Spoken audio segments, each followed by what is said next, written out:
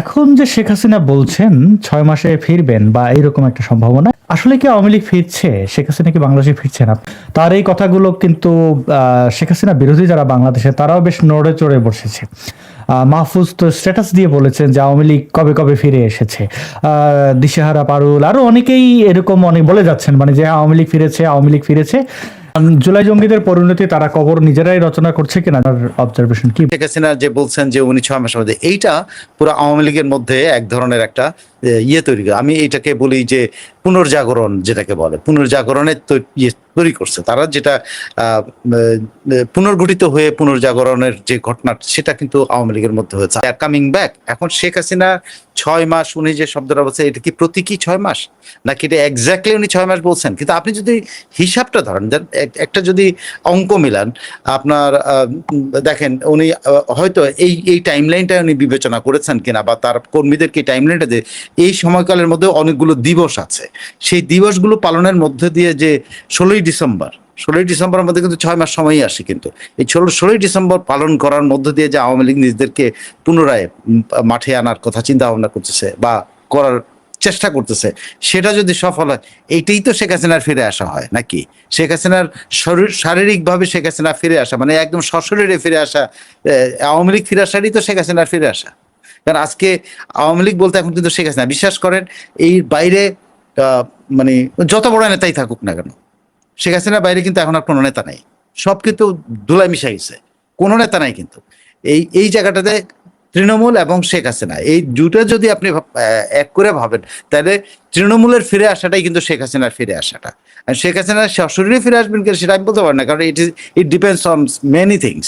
Like তার বিরুদ্ধে মামলা আছে যেখানে তাকে মৃত্যুদণ্ড দেওয়া হচ্ছে। যদি উনি বলছেন উনি মৃত্যুদণ্ডের কেয়ার করেন, উনি দেশে ফিরে আসবেন, কিন্তু সেগুলোর তো মানে কিভাবে উনি এই কেসগুলো হ্যান্ডেল করবেন, এগুলো সেটেলমেন্ট হতে হবে অনেক কিছু।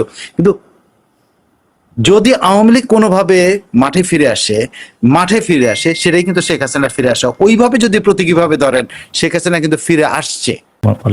আমি যেটা আপনাকে বলতে পারি যে যতগুলি ঘটনা বা বাংলাদেশে এখন যে শেখ হাসিনার ওই ঘোষণা দেওয়ার পরে যে তার নেতাকর্মীদেরকে রাস্তায় নামার জন্য বা আন্দোলনে নামার জন্য, তাদেরকে অস্তিত্ব করার জন্য, এবং শেখ হাসিনা যে নির্দেশ দিয়েছেন যে কমিটিগুলো পুনর্গঠন করার জন্য, যে সব কমিটি ইনকমপ্লিট আছে সেগুলোকে পূর্ণাঙ্গ কমিটি করার জন্য, যেখানে যেখানে নেতৃত্বের পরিবর্তন দরকার, সেটা কিন্তু পূর্ণোদ্যমে চলছে। এবং একই সঙ্গে আপনি 17ই মে যে শেখ হাসিনার স্বদেশ প্রত্যাবর্তন দিবস যেটা বলা হয়, যে উনি 81 সালে যে উনি ফিরে এসেছিলেন, যে দিবসটা তারা মনে করে যে নির্বাসন থেকে ফিরে এসেছেন, সেই দিবসটা কিন্তু তারা পালন করার চেষ্টা করছে ছোটখাটো মিছিল করে, কিন্তু সারা বাংলাদেশে তারা চেষ্টা করেছে। আপনি বলছেন জঙ্গিদের মুখেও কিন্তু আপনি বাদ দেন জঙ্গিদের মুখের বাদ দেন আসিফ নজরুল, যিনি জঙ্গিদের গুরু, তিনি কি বলছেন?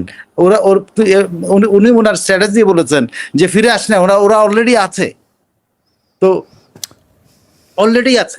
আবার দেখেন আজকে হ্যাঁ, প্রধানমন্ত্রী তারেক রহমান আজকে কিন্তু বক্তব্য দিয়েছেন একটা, যে ও ইয়েদের সাথে ষড়যন্ত্র করে, মানে যারা পালিয়ে গেছে তাদের সাথে ষড়যন্ত্র করে একটা গোষ্ঠী বাংলাদেশকে অস্থিতিশীল করার পায়তারা করছে বা করতেছে।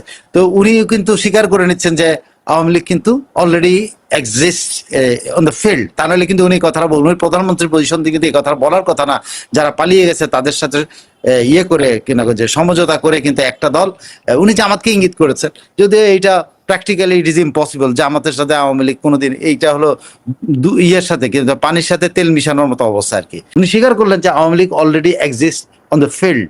তারা কিন্তু শেখ হাসিনার এই কথাটা যে একেবারে কথা না, মানে হাওয়ার কথা না, এটা কিন্তু আজকে তারেক রহমানের বক্তব্যের মধ্যে দিয়ে আসছে। আর অন্যান্যরা তো বলছে, আমি আরো অনেকের দিতে পারবো যারা কিন্তু এখন বলছে যে হ্যাঁ Awami League already exist in the field, but হয়তো তারা প্রকাশ্যে মানে অ্যাক্টিভিটিস যেটাকে বলে, যেটাকে সদর্পে অ্যাক্টিভিটিস, সেটা চালাতে পারে না। কিন্তু তারা যে আছে এটা কিন্তু এখন কিন্তু প্রত্যেকেই, মানে সর্বোচ্চ পদের প্রধানমন্ত্রীও কিন্তু আজকে স্বীকার করে নিয়েছেন যে আওয়ামী লীগ অলরেডি এক্সিস্ট। আওয়ামী লীগের সাথে করে একটা দল দেশকে অস্থিতিশীল করার চেষ্টা করছে। আজকেই উনি বক্তৃতা দিয়ে এটা বলেছেন। জি, অনেক ধন্যবাদ, আমরা পরিষ্কার হলাম। এইবার সাইফুল আলম ভাই, আমরা আসলে এই প্রসঙ্গটিতে যেতে আমার সাহস হয় না, তাও জানতে হবে, প্রশ্ন করতে হবে। সেটা হচ্ছে বাংলাদেশে ধর্ষণ। প্রতিদিন অসংখ্য ঘটনা ধর্ষণের দেখতে পাচ্ছি। অ্যালার্মিং হচ্ছে শিশুদের ধর্ষণ। এটা কিভাবে চলতে থাকবে? এই বাংলাদেশ কি আমরা চিনি? অতীতে ধর্ষণের ঘটনা ঘটেছে, কিন্তু সেটা একটা সময় নিয়ে নিয়ে 2 মাস, 6 মাস, 1 বছর পরে পরে এরকম ভয়ঙ্কর ঘটনা। এখন একই দিনে 4-5টা, আজকে 9টা ঘটনা দেখলাম বিভিন্ন জায়গায়। কারণ কোনটা সত্য কোনটা মিথ্যা সেটাও মানে নিশ্চিত হওয়া যাচ্ছে না, যেভাবে হামের ব্যাপারে আমরা নিশ্চিত হই না।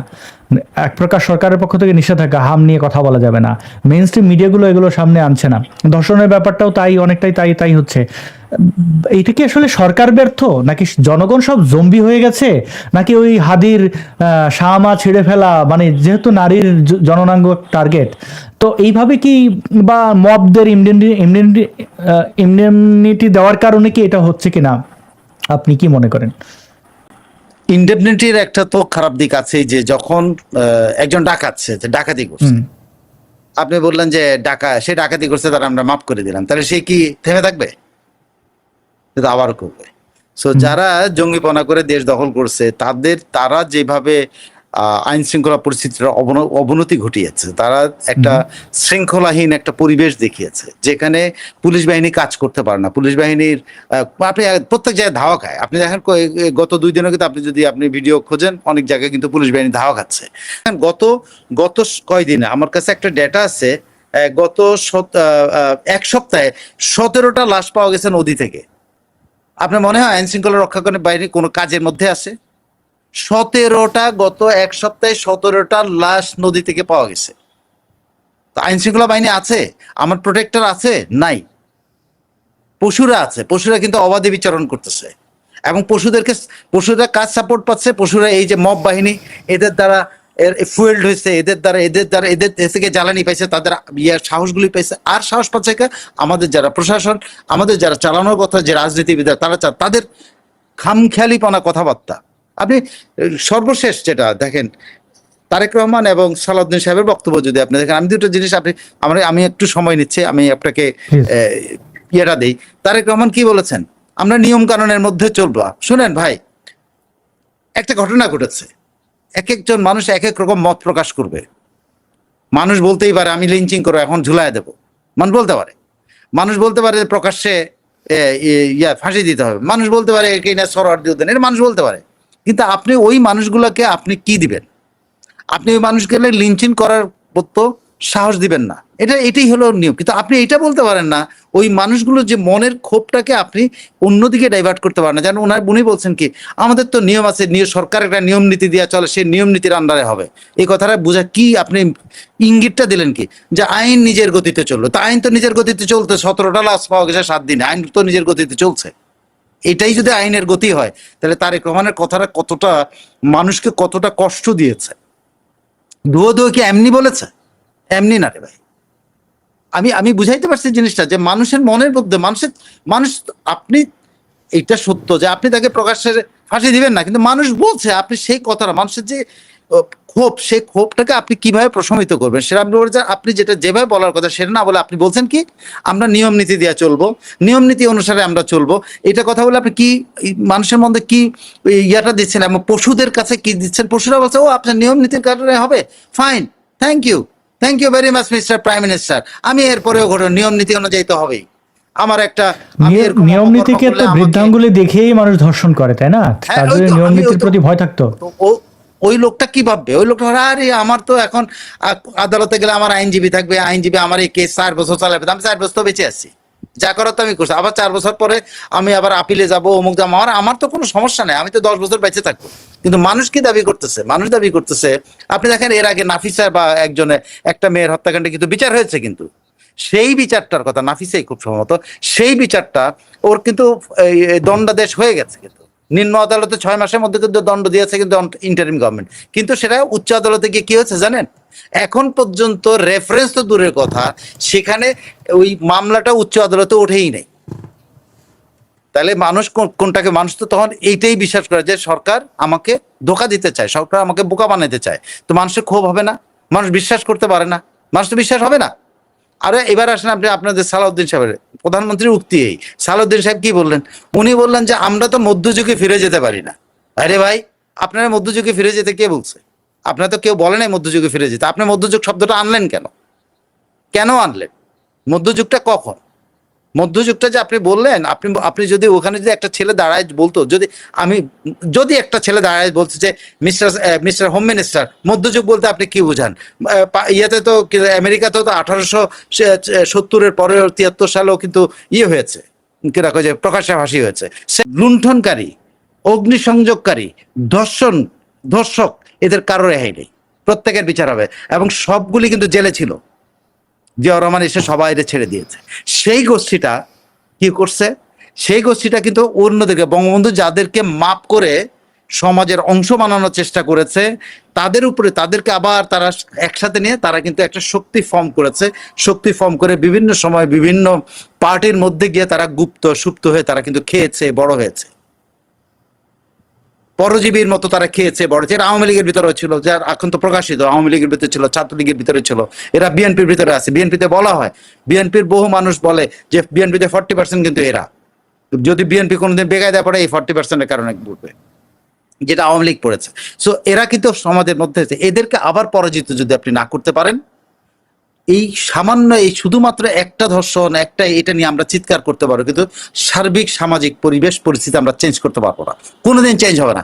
এদের মাপ করে এদেরকে যদি এবার বিচার করা না হয়, 71-এর গোষ্ঠীকে আপনি বিচার করতে পারেন নাই, কিন্তু তাদের যে বীজগুলো আমাদের সমাজকে আজকে চেঞ্জ করে ফেলছে, সেই বীজকে যদি আপনি বিচার না করতে পারেন, বিচার আওতায় না নিতে পারেন, এবং রিয়েল অর্থে পানিশ না করতে পারেন, তাহলে কিন্তু এই সমাজের কোনো পরিবর্তন হবে না। আমি গ্যারান্টি দিতে পারি, এরকম নাফিসা বহু ঘটবে, এরকম মানে বহু নারী, যত নারীরা যত কিছুই বলুক, যত কিছুই করুক, তারা সমাজে কোনোদিন নিরাপদ না। কারণ এরা বলে, এদের ল্যাঙ্গুয়েজটা তারা ক্যামেরার সামনে বলে ধর্ষণ ঠিক মতো হয়নি। আপনি চিন্তাটা করেন যে কিরকম পশুগুলি আমাদের সমাজে বিচরণ করতেছে, এবং তারা অবাধে বিচরণ করতেছে। সরি, আমি অনেক কঠিন কথা বলছি। না না না, মানে আমরা আসলে অনেকে আমার কথাগুলো না করে, বাট আমি আপনাকে বলি, এদের পানিশমেন্ট না হলে, এদের পানিশমেন্ট নিশ্চিত না হলে, শুধুমাত্র 2-4 জন রাজাকারের পানিশমেন্ট দিয়ে কোনো কাজ হবে না। টোটাল 24-এর টেক ওভারের সাথে যারা যারা জড়িত, ইচ অ্যান্ড এভরিওয়ান, যত এই হলুদ লাল বদর বলে না, সাদা, অনেকে ক্যাটাগরি করে, যারা ভুলে লাল বদরই করছে তাদেরকে মাফ করে দেয়, হ্যাঁ হইতে পারে, কিন্তু ওদেরকে মাফ করেও যে একটা ভুল হয়েছে, তারা কিন্তু ঘুরে ফিরে কিন্তু ওই জাতেই ফেরত গেছে, তারা কিন্তু ঘুরে ফিরে ওখানেই গেছে। আপনি দেখেন 24-এর ঘটনার পরে আমাদের দেশে হাইলাইটেড কি কি জিনিস হয়েছে, ছোট্ট ছোট্ট জিনিস কিন্তু হাইলাইট হয়েছে, মানুষের মনের গভীরে কিন্তু এটা ছাপ ফেলেছে। সেটা কি দেখেন, আপনার এই রোজার সময় আপনি বিহারীদের, মানে বিহারিরা এই দেশে নির্যাতিত, বিহারীদের গণহত্য হয়েছে, 24-এর পরে মুখ্য বিষয় হলো বিহারীদেরকে আমরা ইফতার খাওয়াইতেছি, দলে দলে লোক যে আমরা বাঙালিরা চাই, আহার বিহারীরা নির্যাতিত ছিল, আমরা দলে দলে যাই, কিন্তু আমাদের মনের মধ্যে কিন্তু এটা খোদাই করে দেওয়া হয়েছে। আসলে কি তাই? এই বিহারিরা বাংলাদেশের আইডি পেয়েছে, এই বিহারিরা বাংলাদেশের পাসপোর্ট পেয়েছে, কিন্তু বাঙালি যারা লাহোরে আটকানো আছে, করাচিতে আটকেছে, তারা কি পেয়েছে? তারা কি পাকিস্তানের পাসপোর্ট পেয়েছে? তারা কি পাকিস্তানের আইডি পেয়েছে? এরা এখানে কিন্তু সবকিছু পেয়েছে। আজকে বাংলাদেশে খেলা হয়, পাকিস্তান এবং ভারত বা বাংলাদেশের মধ্যে খেলা হলে পাকিস্তানের পক্ষে ঝান্ডা নিয়ে ঘুরে বেড়ায়। এরা কারা? এরাই হলো এরা। এদের যদি আপনি দেশ থেকে বের না করতে পারেন, এদের জায়গা দেওয়া, এদেরকে ক্ষমা করার কোনো স্কোপ আমি মনে করি আছে, আমার কোনো রকম কোনো ক্ষমার কোনো স্কোপ নেই। এদেরকে বিচার আনতে হবে, যার যতটুক সে দোষ করেছে ওটা পানিশমেন্ট দিতে হবে। এই পানিশমেন্ট যদি না হয়, আচ্ছা, দ্যাট ইট ইজ ইম্পসিবল। আপনি আজকে একটা বিচার করতে পারবেন, 2টা বিচার করতে পারেন, ওটা হাইকোর্টে গিয়ে এরকম 14 বছর ধরে ঝুলতে থাকবে, কোনো বিচার হবে না, কিচ্ছুই হবে না। কারণ ওরা কিন্তু হাইকোর্টেও ঢুকছে।